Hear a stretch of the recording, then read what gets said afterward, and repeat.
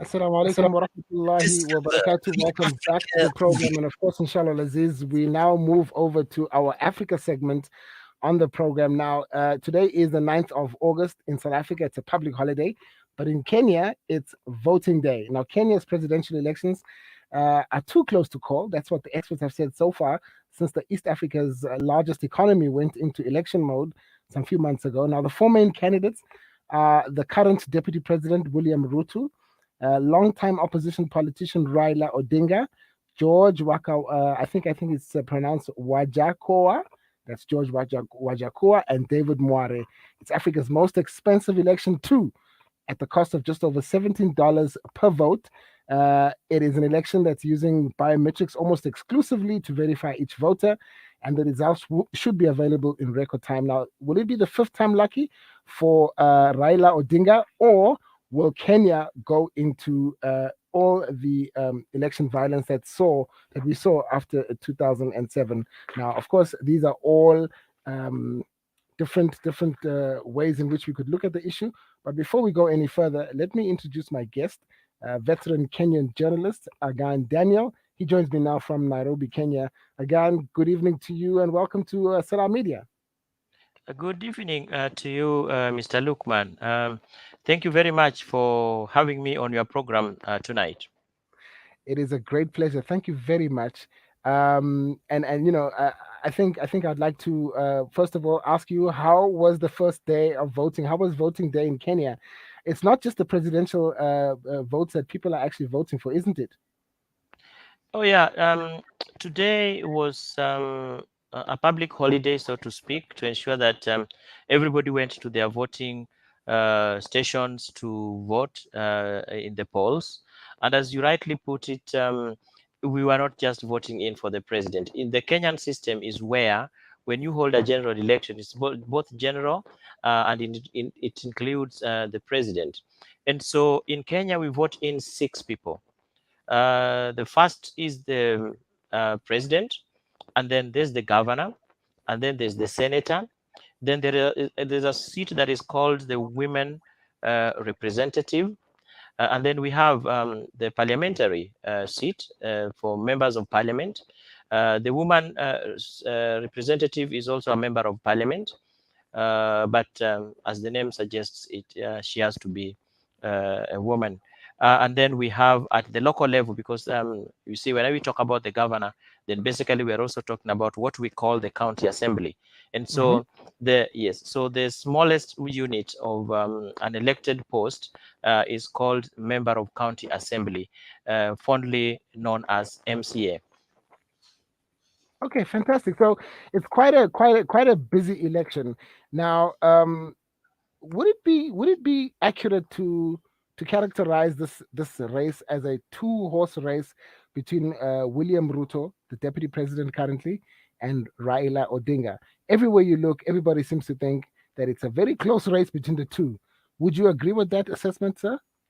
Oh, yes, I agree with that, because there are four presidential candidates, and there are two horses actually. There's Raila Odinga, who is leading a coalition called Azimio, and then there is William Ruto, who is leading another coalition, but did not enter as a coalition member.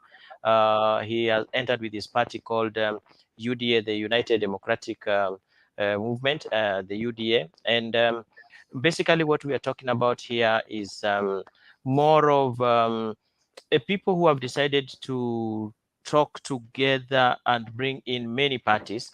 The same thing is happening with UDA. They also have other parties, affiliated parties, and they call themselves um, Kenya Kwanza. Kenya Kwanza means Kenya first. Kwanza is a Kiswahili word meaning first. Azimio basically means that this is where your hope is.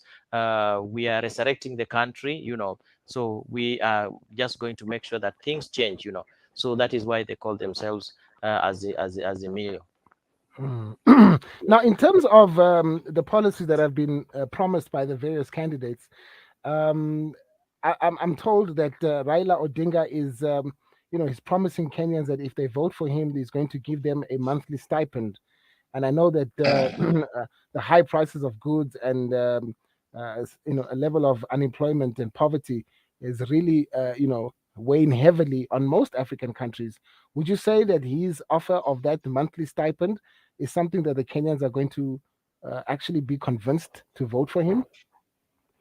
Yeah. Now, so looking at the two horses, Hmm. uh, uh, Raila comes in as that person who says that things must change, in the sense that we must look at what services the government can give to its people. Right. Ruto, on the other side, is saying it should be the other way around, that what is it that the citizens want from the government. And so he Mm. calls, yes, so he calls his movement the hustlers movement. He also calls that movement bottom up. So it is the voices from the down there that you need to listen to, even as you come up with policies to govern. So he is talking about, Ruto is talking about pro poor. He's saying that my people have suffered for too long, but my people are very poor, and therefore we must give them an opportunity in this government. Now, a talk that he has also held and that has been oscillating in his campaign is the fact that he thinks that there's something called status quo. The current president, Uhuru Kenyatta, is a son of a former president, the first Right. president of the Republic of Kenya, the late Mzee Jomo Kenyatta. And Raila Odinga is the son of the first vice president in the independent Kenya, the late Jaramogi Odinga. And so he's saying that, look, guys, some of us, our fathers did not have names, and we've made it. So basically, it means that these other guys, they want to continue ruling as the ruling class. But he's saying that no, that is not where Kenya is going to be. But something Mm. else that has also come out in this campaign is that there's a feeling among Kenyans that one side seems to have people who have been labeled to be corrupt, people that they think that have acquired a lot of wealth within a very short time, and they cannot show where they have worked or how they have acquired that wealth. And on the other end, we have people who are fighting corruption. People who are almost freedom fighters post independence. So the major thing has been the Azimio team of Raila saying, if you vote William Ruto, then you are voting for the corrupt ones. Ruto, on the other hand, is saying, if you vote in Raila Odinga, then you are going to vote in, a dynasty. Hmm. So it's really just about, it's at the end of the day, it's, the voters have to decide who they vote for and who they pick. And I know everybody, all the political analysts are saying it's too close to tell, or it's too close to call at this stage. But let's before I get to where you think the votes are going, let's talk about the outgoing president, Uhuru Kenyatta. Incumbency in African politics has always played a very important role with I'm regards to sorry. how people, fare in the elections. We've seen it in, in democracies like in Nigeria and so on. But what role does incumbency play in this Kenyan election? We have Uhuru Kenyatta endorsing Raila Odinga instead of his deputy. What impact will this have? I know there was some sort of a unity movement that, these Raila Odinga and Uhuru Kenyatta were enemies before, and then they made up and they had some sort of a coalition. But in the light or in the scope of incumbency politics, is he not saying that this William Ruto would not then succeed him? Does that mean that William Ruto would not succeed him? Yeah. So there's a little bit of some technical problem. I don't know whether you hear me very clearly, but I want to say I this. can, yeah. Yeah, I want to say this, that and this is not my opinion. This is my analysis of what is happening. That Right. William Ruto and Uhuru Kenyatta were very good buddies, so to speak. In 2013, when they won the election, the reason that they came together was because they had a case that was hanging over their heads, the so-called the ICC case, Right. where you, as I think as Africa can remember, there was a lot of violence, the so-called post-election violence of 2007, 2008. Now, these guys really liked each other. They loved each other. They were in love. They would put on same suits. They would put on same suits. They would put on a uniform whenever they were going to address the press, whenever they are appearing in public. There were those two smart guys. And most of the times, if I recall, Ruto would refer to the president as the gentleman. In Kiswahili, we say mngwana. He used to call him ule mngwana, that nice guy, that gentleman. Now, Right. the issue, yes. So then, where did the rain start beating the two of them? After the second election, their second term, I'm telling you, there was a lot of violence in this country. And I think the president realized that it was not going to be business as usual. Something had to change. And so these guys came together in what they call the handshake. And certainly the deputy president, William Ruto, did not like the handshake. And over again, he talks about the handshake. And it was basically because this is a guy who could not see his political opponent or political enemy coming down together or coming crossing the line to come and work with the government. And so that is where now the two, Uhuru Kenyatta and William Ruto, went separate ways. I see. And now, why won't, if we talk about incumbency, who is the incumbent? Is it the president or is it Ruto? Because during Ruto's rallies, he has kept on reminding Kenyans that he is the one who helped Uhuru Kenyatta to become the president. And so, what is incumbency? When it came to the appointment in key positions in the cabinet, it was Ruto bringing his people, his names, and they were being appointed, and Uhuru also bringing his people. Now, even Mm. as we speak now, the deputy president decamped from the ruling party called Jubilee, and he formed the UDA, and he did not resign from the ruling party. He still stays, yeah. So where is the incumbency? He still attends security meetings. He's still the head of business in government. And so, Lukman, I would like somebody to try to define for us what incumbency is all about. Wow.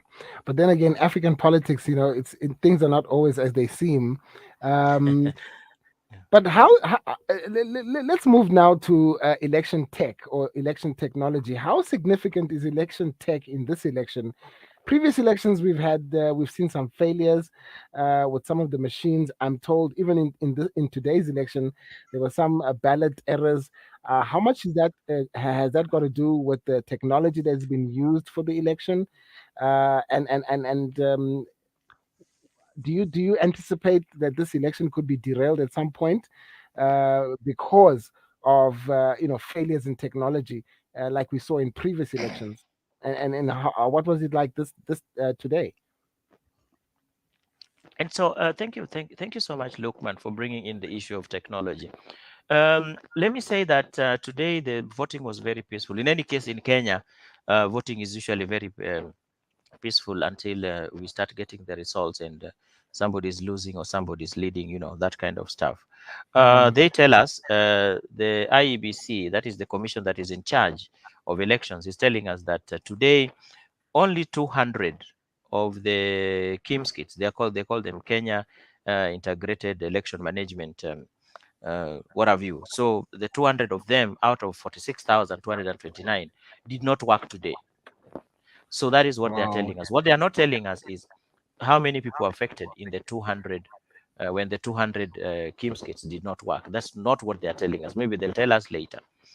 There have been a lot of issues today in the sense that so many old people could their fingers could not be they could not be detected by the KIMS kits. And so basically, they are not telling us how many those ones are. Now, something else about the KIMS kits and something about the results is that look at it that Ruto's UDA has insisted that they use the KIMS kits. Um, the other elections before this had been stolen using technology. And so again, I would leave that to your listeners to think about, digest what I'm talking about. Now, moving forward, moving on very fast, is the fact that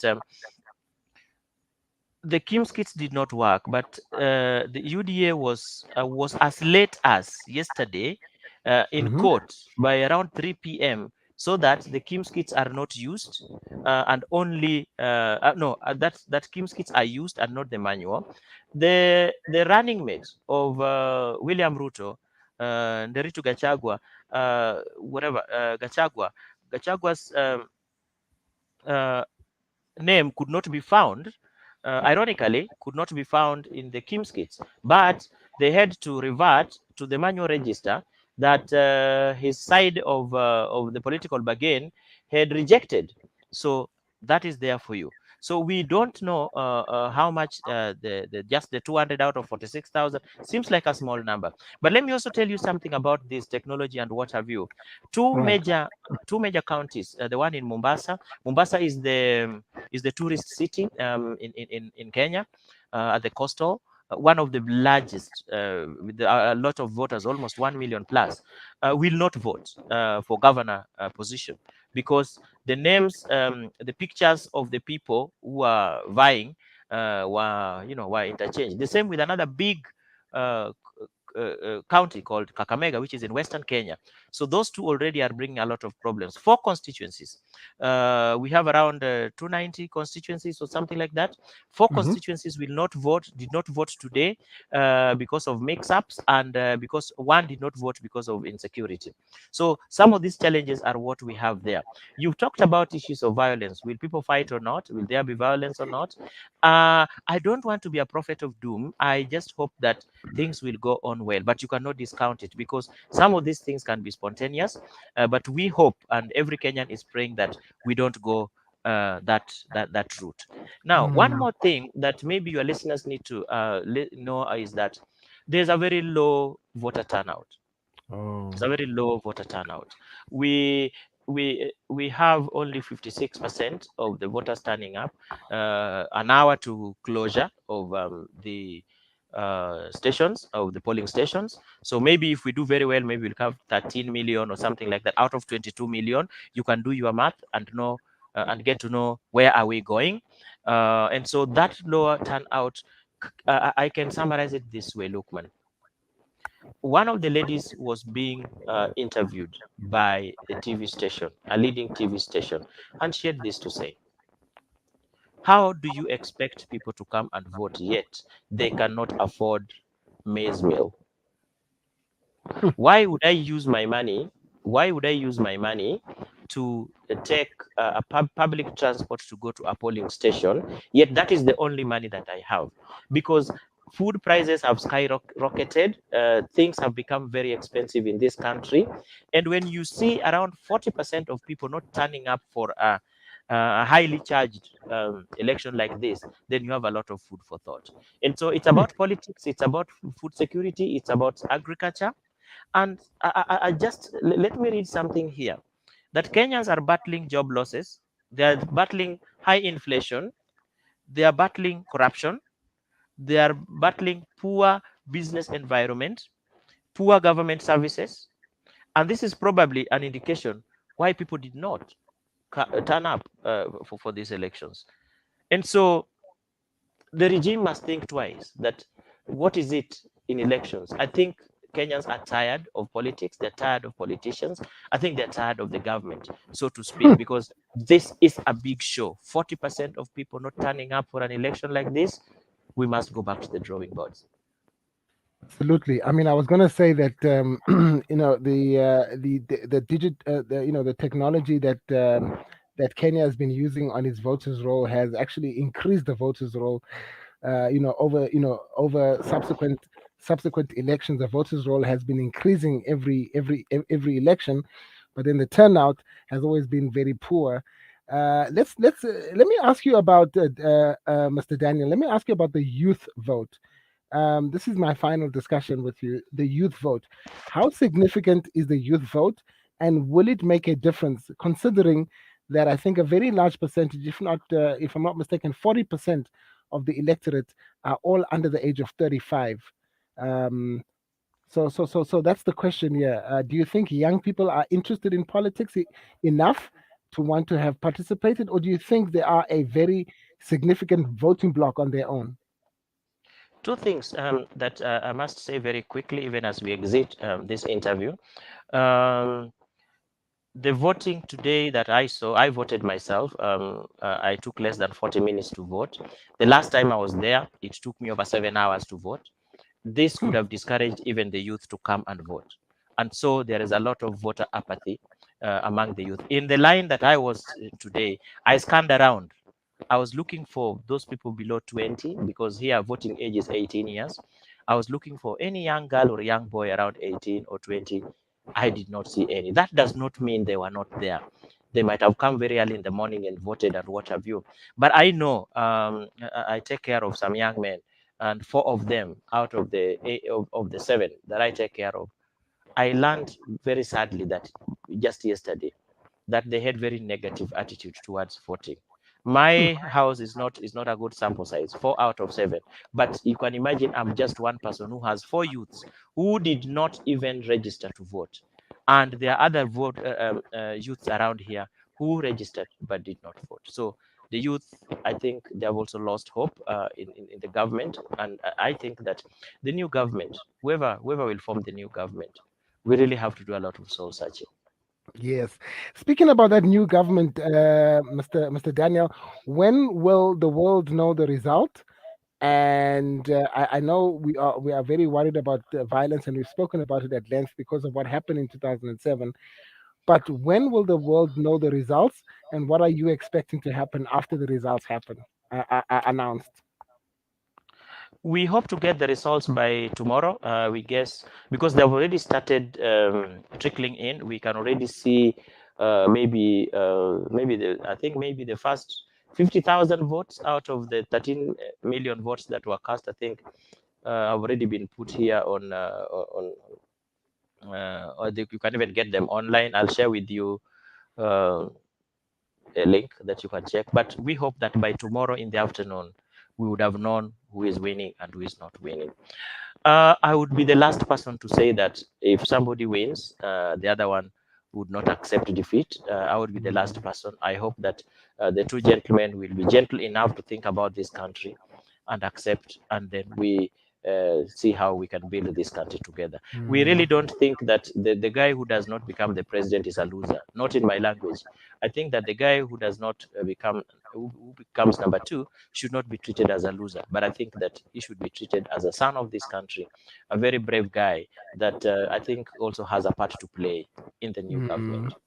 No, absolutely. We're wishing Kenya everything of the best for the elections, and we're wishing you everything of the best after the elections. And we hope that there's going to be peace. It is a peaceful country generally, and the biggest economy on the East African coast of Africa.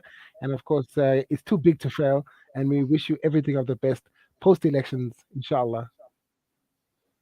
Thank you very much, Lukman. And I'm not a politician. I'm only a consumer of politics. I'm a scientist and I'm a science journalist. Yep, Absolutely, absolutely. yep. Thank you very much, Mr. Aghan Daniel. I appreciate your time, and of course, I know you are a science journalist, but today you are delving in political science, definitely, and I think very adeptly as well, very, very much, very skillfully as well. Thank you very much. You're welcome and bye bye. Goodbye. Aghan Daniel, he's a veteran journalist in Kenya. His usual beat is science, but of course, the Kenyan election has affected all spheres of life in that country. Of course, as I mentioned, East Africa's biggest economy. We've seen violence in previous elections, and therefore people are very worried that this is going to repeat itself. But we hope that doesn't happen. Raila Odinga seems, uh, as we say, it's a very close race between himself and William Ruto. It could be anybody's race. Of course, technology has a very, very important role to play in this election. And of course, today was the actual election. And as my guest, Mr. Agan Daniel says, we are going to see some sort of results from tomorrow. So, to our brothers and sisters in Kenya, we wish you everything of the best after the elections, and we hope that peace does prevail in that very peaceful country in Kenya. And thank you very much to my guests. All right, we're going to take a short break. We'll be back. Stay tuned.